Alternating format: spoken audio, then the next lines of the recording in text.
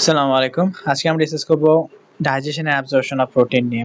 Digestion and absorption of protein নিয়ে কথা বলার আগে আমাদের প্রোটিন সম্পর্কে কিছু বেসিক ধারণা থাকা দরকার। একজন অ্যাডাল্ট মেল, যেটাকে আমরা এখানে ক্যাটাগরাইজ করছি 70 কেজি অফ ওয়েটের ক্ষেত্রে। সো একজন 70 কেজি অফ ওয়েটের অ্যাডাল্ট মেলের জন্য আমাদের রিকমেন্ডেড ডায়েটারি অ্যালাউন্স হচ্ছে 70 টু 100 গ্রামস পার ডে। এটি হচ্ছে আমাদের অ্যাভারেজ অথবা আইডিয়াল লিমিট।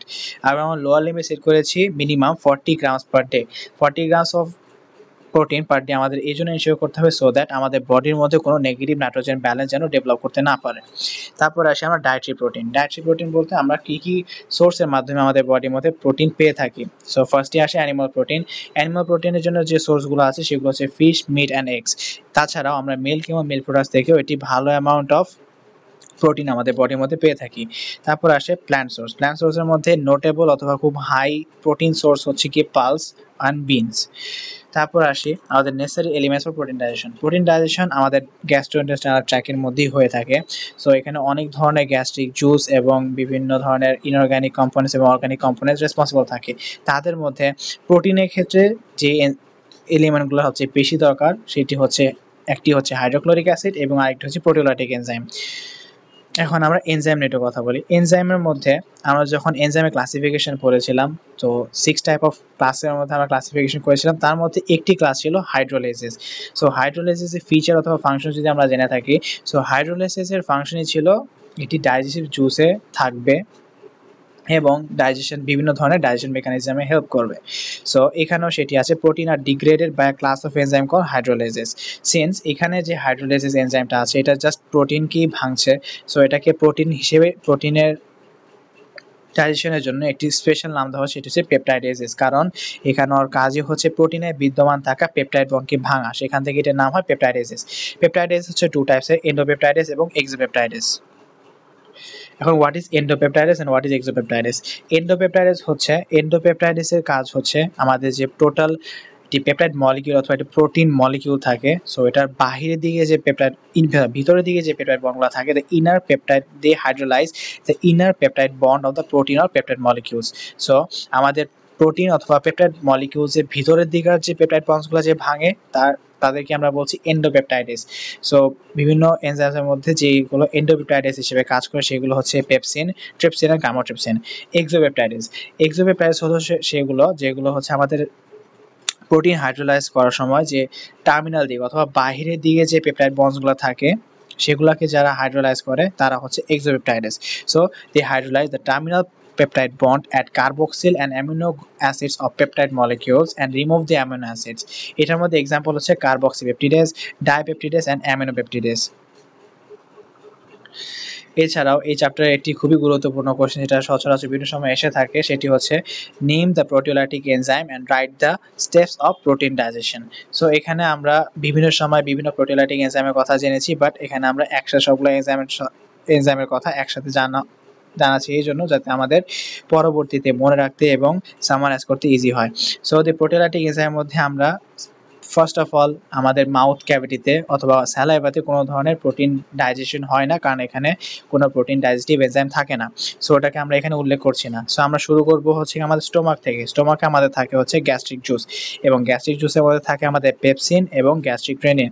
এবং গ্যাস্ট্রিক রেনিনের মধ্যে আমাদের অবশ্যই চিলের কথাটা উল্লেখ করতে হবে, কারণ গ্যাস্ট্রিক রেনিন আমাদের অ্যাডাল্টদের ক্ষেত্রে বডিতে থাকে না। তারপর আসি আমরা স্মল ইন্টেস্টাইনে আমাদের কাজ করে প্যানক্রিয়াটিক জুস। প্যানক্রিয়াটিক জুসের মধ্যে থাকে ট্রিপসিন, কাইমোট্রিপসিন এবং কার্বক্সিপেপটিডেস।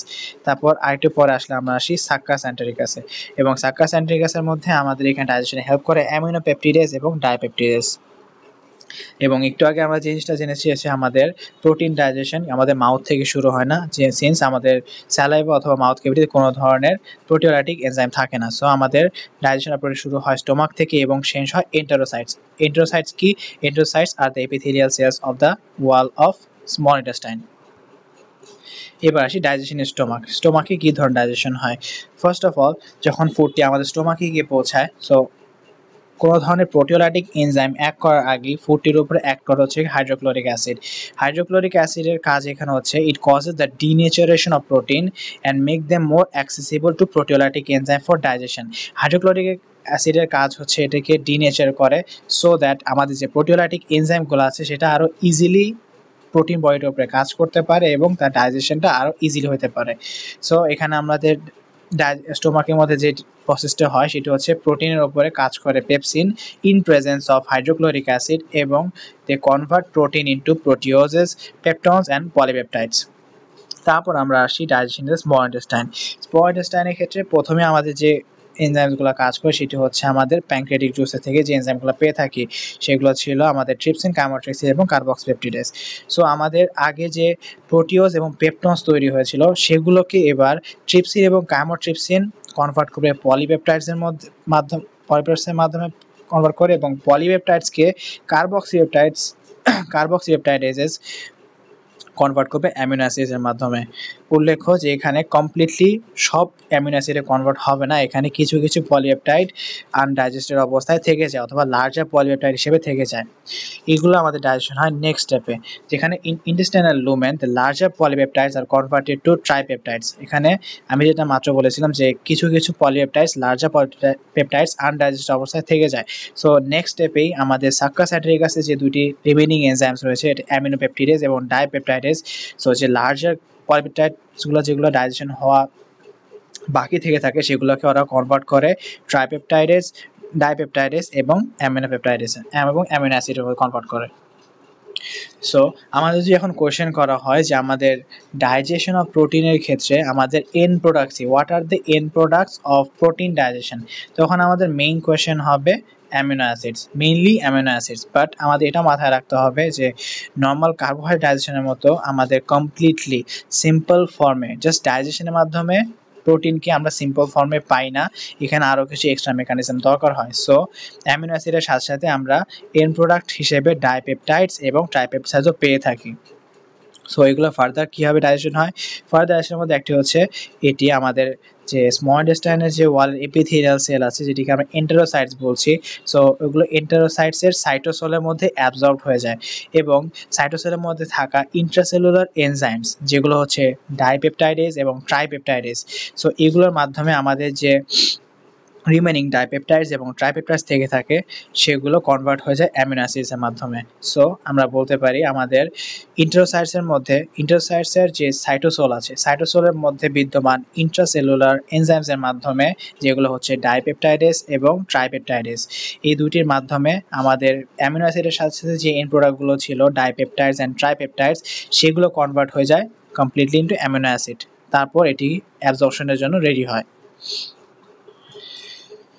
অ্যাবজর্পশনের ক্ষেত্রে অ্যামিনো অ্যাসিড যখন আমাদের লুমেন মানে আমাদের স্মল ইন্টেস্টাইনের যে লুমেন থেকে এন্টেরোসাইটে যখন আমাদের অ্যাবজর্ব হচ্ছে তখন একে 7 different types of transport system এখানে কাজ করে এবং এখন এই 7 ডিফারেন্ট টাইপস অফ সিস্টেমের মধ্যে যে 5টি সিস্টেম আছে 5টি সিস্টেম হচ্ছে sodium dependent co transport of amino acids অথবা secondary active transport or co transport. আমরা কার্বোহাইড্রেট ডাইজেশনে সেম জিনিসটি দেখেছিলাম, সেকেন্ডারি অ্যাক্টিভ ট্রান্সপোর্ট অথবা কো ট্রান্সপোর্টের ইউজ ছিল। সেকেন্ডারি অ্যাক্টিভ ট্রান্সপোর্ট অথবা কো ট্রান্সপোর্টের এখানে আমরা যদি ফিচার্সগুলো নিয়ে কথা বলি, সেকেন্ডারি অ্যাক্টিভ ট্রান্সপোর্টে ছিল আমাদের একটি ক্যারিয়ার প্রোটিন দরকার পড়ে এবং কো ট্রান্সপোর্ট বলেছিলাম এই জন্য কারণ এখানে একটি এলিমেন্ট একা যায় না, সাথে একটি হেল্পিং অথবা অন্য একটি আয়নের দরকার পড়ে। সো এখানে আমাদের প্রথম 7টির মধ্যে 5টা হচ্ছে সোডিয়াম ডিপেন্ডেন্ট কো ট্রান্সপোর্ট এবং বাকি 2টি হচ্ছে sodium independent transport, that means তাতে কোনো ধরনের সোডিয়ামের দরকার পড়ে না। So it is a type of facilitated diffusion. So আমাদের যে ডাইপেপটাইডস আর ট্রাইপেপটাইডস আছে সেগুলো লুমেন থেকে এন্টেরোসাইটে প্রবেশ করে by secondary active transport co transport, কিন্তু এই বেলায় আমাদের সোডিয়ামের জায়গায় আমাদের হাইড্রোজেনের দরকার পড়ে। সো আমরা যদি এখন লুমেন থেকে এন্টেরোসাইট যে অ্যাবজর্পশন প্রসিডিউরটা আছে এটা যদি আমরা ইন শর্ট বলি তাহলে আমরা বলবো যে অ্যামিনো অ্যাসিড যেগুলো আছে সেগুলো আমাদের লুমেন থেকে এন্টেরোসাইটে অ্যাবজর্ব হয় 7টি ডিফারেন্ট ট্রান্সপোর্ট সিস্টেমের মাধ্যমে। 7টির মধ্যে প্রথম 5টি হচ্ছে সোডিয়াম ডিপেন্ডেন্ট, তাই ওদেরকে আমরা বলছি সেকেন্ডারি অ্যাক্টিভ ট্রান্সপোর্ট অথবা কো ট্রান্সপোর্ট, এবং বাকি 2টি হচ্ছে সোডিয়াম ইন্ডিপেন্ডেন্ট, সিন্স ওখানে সোডিয়াম দরকার পড়ছে সেটি আমাকে বলছি ফ্যাসিলিটেটেড ডিফিউশন। আর ডাইপেপটাইডস এবং ট্রাইপেপটাইডস যখন অ্যাবজর্ব হবে লুমেন থেকে এন্টেরোসাইটের মধ্যে, সো তখন তাদের ক্ষেত্রে সোডিয়ামের জায়গায় আমাদের হাইড্রোজেন আয়নের দরকার পড়বে। এখন এখানে অ্যাবজর্পশন তো হওয়ার কথা ছিল আমাদের অ্যামিনো অ্যাসিড, সো আমরা এখানে ডাইপেপটাইডস এন্ড ট্রাইপেপটাইডস অ্যাবজর্পশনের কথা কেন বললাম? আমি ওখানে বলেছিলাম যে কার্বোহাইড্রেটের মতো এখানে সিম্পল ফর্মে অ্যাবজর্ব হয় না। সো কারণ আমাদের ডাইপেপটাইডস এবং ট্রাইপেপটাইডস এই দুটি ফর্ম অফ প্রোটিনকে ডাইজেশন করার জন্য যে এনজাইমসগুলো দরকার হয় সেটি আমাদের এন্টারোসাইটস অথবা আমাদের ইন্টেস্টিনাল সেলসের ভিতরে থাকে। সো ওগুলোকে সিম্পল ফর্মে কনভার্ট করার জন্য আগে ওগুলো অ্যাবজর্ব হওয়া দরকার। তাই আমি প্রথমে বলেছি যে ডাইপেপটাইডস এবং ট্রাইপেপটাইডস লুমেন থেকে ইন্ট্রোসাইটে অ্যাবজর্ব হয়।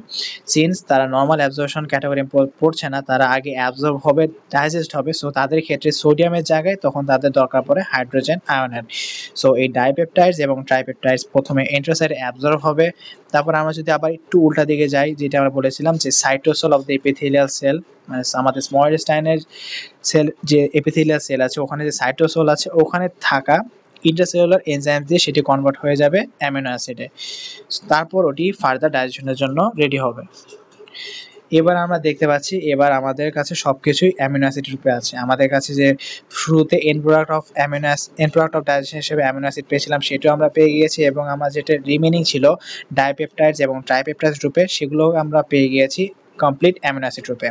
সো এখন এই এন্টেরোসাইট থেকে আমাদের ব্লাড স্ট্রিমে অথবা ব্লাড সার্কুলেশনে যখন যাবে থ্রু দ্য বেজোলেটারাল মেমব্রেন, আমাদের ইন্টেস্টাইনাল সেলের যে বেজোলেটারাল মেমব্রেন আছে ওটা থ্রু যখন আমাদের ব্লাড স্ট্রিমে যাবে, সো এখানেও কিছু ট্রান্সপোর্ট সিস্টেম কাজ করবে। আমরা তখন লুমেন থেকে এন্টেরোসাইটের ক্ষেত্রে আমরা 7টা ট্রান্সপোর্ট সিস্টেমের কথা বলেছিলাম। এখন আমরা এখানে দেখব যে এন্টেরোসাইট থেকে ব্লাড সার্কুলেশনে যখন যাবে তখন আমাদের এখানে 5টা ট্রান্সপোর্ট সিস্টেম কাজ করবে। 5টার মধ্যে 2টা হচ্ছে সোডিয়াম ডিপেন্ডেন্ট এবং বাকি 3টা হচ্ছে সোডিয়াম ইন্ডিপেন্ডেন্ট অথবা ফ্যাসিলিটেটেড ডিফিউশন। সোডিয়াম ডিপেন্ডেন্ট যে ট্রান্সপোর্ট চেনগুলো সেগুলো হচ্ছে amino acid secondary active transport or co transport বলা হচ্ছে। তাছাড়া আমি যদি এখানে একটি আউট অফ দ্য টপিক একটি কোশ্চেনের কথা বলি, যেটি কথা রয়েছে দি এন্টেরোসাইটস আর দি এরিয়া অফ ওভারল্যাপিং। এই কথাটি বলার কারণ কি? আমরা নর্মালি কার্বোহাইড্রেট ডাইজেশনের ক্ষেত্রে দেখেছি যে এন্টেরোসাইটসের মধ্যে জাস্ট অ্যাবজর্পশন হয়, যা ডাইজেশন হওয়া সেটা আমাদের গ্যাস্ট্রোইন্টেস্টাইনাল ট্র্যাক্টে বিভিন্ন জায়গায় হওয়ার পর আমাদের এন্টেরোসাইটসে ফাইনাল কাজটি হলো ডাইজেশন করা। বাট আমরা প্রোটিনের ক্ষেত্রে দেখেছিলাম যে ডাইজেশন হওয়ার আগেও কিছু কিছু আনডাইজেস্টেড ফর্ম থাকে, non simple form other than amino acid, যেগুলো আমরা দেখছি ডাইপেপটাইডস এবং ট্রাইপেপটাইডস, এগুলো কমপ্লিট সিম্পল ফর্মে আসার আগেই আমাদের এন্টেরোসাইটে অ্যাবসর্ব হয়। সো এই জিনিসটাই আমাদের এন্টেরোসাইটসের প্রোটিন ডাইজেশনের ক্ষেত্রে আমরা দেখতে পাই যে একই সাথে আমাদের সিম্পল ফর্ম যেটি হচ্ছে অ্যামিনো অ্যাসিড এটি অ্যাবসর্ব হয়ে ব্লাড স্ট্রিমে চলে যাচ্ছে, এবং একই সাথে ডাইপেপটাইডস এবং ট্রাইপেপটাইডস অ্যাবসর্ব হয়ে আসছে এবং এটি ডাইজেশন সেলের ভিতরেই আবার ফার্দার ডাইজেশন হয়ে অ্যামিনো অ্যাসিড কনভার্ট হচ্ছে, তারপর সেটি আমাদের ব্লাড স্ট্রিমে যাচ্ছে। সো এখানে আমরা দেখতে পাই যে একই সাথে দুটি ফাংশন হচ্ছে। সো এই যে দুটি ফাংশনে ওভারল্যাপিং হয়, এই ওভারল্যাপিং হওয়ার কারণে আমরা এটিকে বলছি enterocytes are the area of overlapping.